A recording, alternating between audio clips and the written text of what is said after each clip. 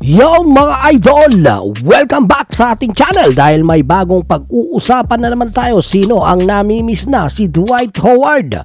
Mukhang hindi na yan magtatagal mga kaboltok dahil posible na siyang magbalik aksyon sa NBA.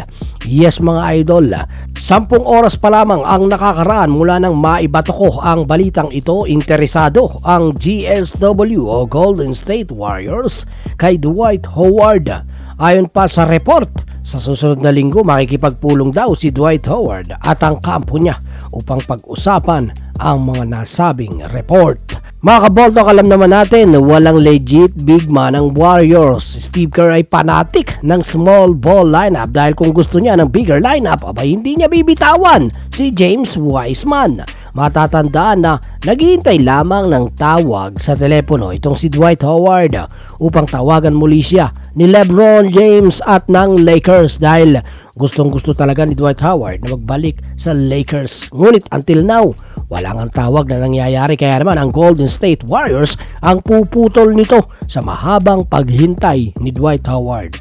Sa ngayon, hindi pa malinaw kung pipirma ba ng kontrata next week si Dwight Howard o isang tryout ang magaganap. Dahil base sa report ni Shams Charania ng The Athletics, makikipagkita lamang si Dwight Howard sa front office ng GSW.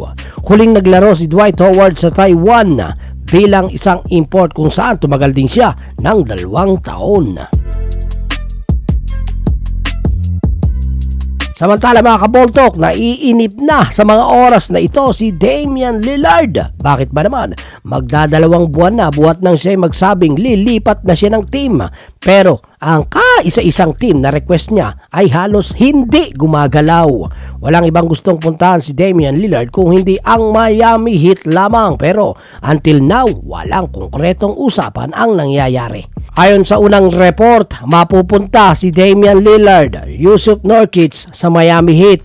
Bilang kapalit, sa Portland naman mapupunta si Tyler Hero, Kyle Lowry, James Jaskes Jr., Nikola Jovic at ang first round pick sa 2027 at 2029.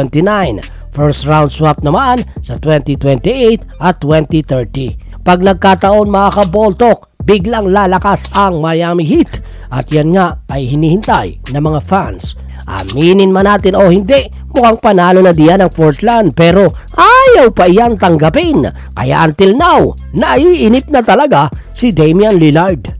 Yung mga idol, nagustuhan mo ba ang video natin for today? Kung gusto mo ng ganitong klase ng video, mag-subscribe ka na, hit the bell, select all para sa premyo ay kasama ka.